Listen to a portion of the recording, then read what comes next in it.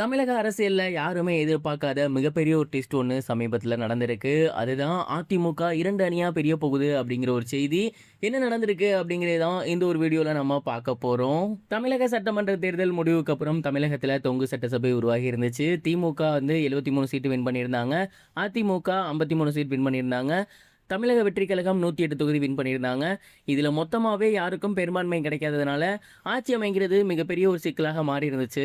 காங்கிரஸ் தமிழக வெற்றி கழகத்தோட கூட்டணி வச்சிருந்தாங்க. அதுக்கப்புறம் சிபிஐ மற்றும் சிபிஐஎம் இவங்க 2 பேருமே கூட்டணி வச்சிருக்காங்க. இப்ப தளபதி விஜய்க்கு பெரும்பான்மை காட்ட ஒரே ஒரு சீட்டு தேவை. தொல் திருமாவளவன் அவர்கள் அவரோட 2 சீட்டுகளை விஜய்க்கு கொடுத்து மெஜாரிட்டி காட்ட வைப்பாரா அப்படின்னு ஒட்டுமொத்த தமிழகமும் எதிர்பார்த்துட்டு இருந்த இந்த ஒரு நேரத்துல அதிமுக சைட்ல மிகப்பெரிய ஒரு ட்விஸ்ட் நடந்திருக்கு. அதுதான் கட்சி 2ஆக பிரிய போகுது அப்படிங்கிற செய்தி.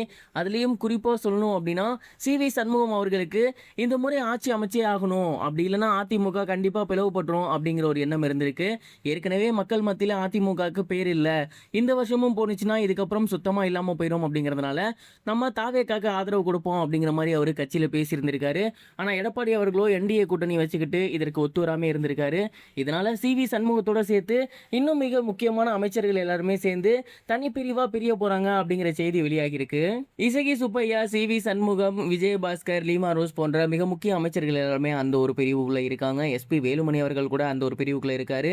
இதனால கட்சியில மிகப்பெரிய ஒரு மாற்றம் உண்டாகும். அதிமுக 2 அணிகளாக பிரியும் அப்படிங்கிற மாதிரி சொல்றாங்க. ஒரு தரப்பினர் என்ன சொல்றாங்கன்னா, இந்த பிரிஞ்ச அமைச்சர்கள் எல்லாமே தாவேக்கால வந்து சேர போறாங்க, தாவேக்காக்கு அந்த ஒரு சப்போர்ட்டை கொடுக்க போறாங்க அப்படிங்கிற மாதிரி சொல்றாங்க. இன்னொரு தரப்பு அஇஅதிமுக 2ஆக பிரிய போகுது அப்படின்னும், அப்படி பிரிஞ்சிருக்கக்கூடிய இந்த எம்எல்ஏக்கள் அவங்களோட ஆதரவை தாவேக்காக்கு தரப்போறாங்க அப்படிங்கிற மாதிரியும் சொல்றாங்க. எது எப்படியோ தளபதி அவர்களுக்கு இன்னைக்கு மெஜாரிட்டி காட்ட ஒரு சீட் தேவை.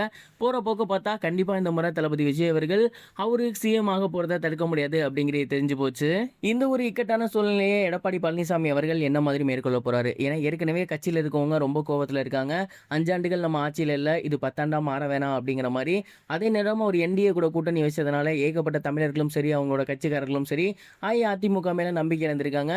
இப்ப அங்க இருக்கக்கூடிய முக்கியமான அமைச்சர்களே இந்த ஒரு நம்பிக்கையில்லா திருமணம் கொண்டு வரும்போது கண்டிப்பா இது அதிமுக பிளவுபடுறதுக்கான மிகப்பெரிய ஒரு சாத்தியக்கூறு அப்படின்னு தான் நான் நினைக்கிறேன். அண்ட் வந்திருக்கக்கூடிய அமைச்சர்கள் விஜய்க்கு ஆதரவு தர போறாங்களா, இல்ல விஜய் கட்சியிலே வந்து சேர போறாங்களா அப்படிங்கிற மிகப்பெரிய ஒரு கொஸ்டின் மார்க் எழுந்திருக்கு. தமிழக சட்டமன்ற தேர்தல் 2026ல நடந்தது. இவ்வளவு சுவாரஸ்யமா இருக்கும் அப்படின்னு யாருமே எதிர்பார்க்கல. ஏன்னா டிஎம்கே தான் மறுபடியும் ஆட்சிக்கு வரும்னு நினைச்சாங்க. விஜய் வந்திருந்தாரு. விஜய் ஜெயிச்சும் இப்போ வரைக்கும் சிஎம் ஆகல. ஏகப்பட்ட கட்சியோட கூட்டணிகள் உடைஞ்சிருக்கு, சில இடத்துல கட்சியே உடைஞ்சிருக்கு. இந்த ஒரு விஷயத்தை பத்தி நீங்க என்ன நினைக்கிறீங்க? உங்களோட தாட் என்ன? அண்ட் விஜய் அவர்கள் நாளைக்குள்ள சிஎம் ஆகிடுவாரா? மறக்காம உங்களோட தாட்டை கமெண்ட் பாக்ஸ்ல ஷேர் பண்ணுங்க. இதுவரைக்கும் கனெக்டிங் டிவிக்கு சப்ஸ்கிரைப் பண்ணனா மறக்காம சப்ஸ்கிரைப் பண்ணிக்கங்க. உடனடி அப்டேட்ஸ் பெறுவதற்கு நோட்டிஃபிகேஷன் பெல்லையும் கிளிக் பண்ணிக்கங்க.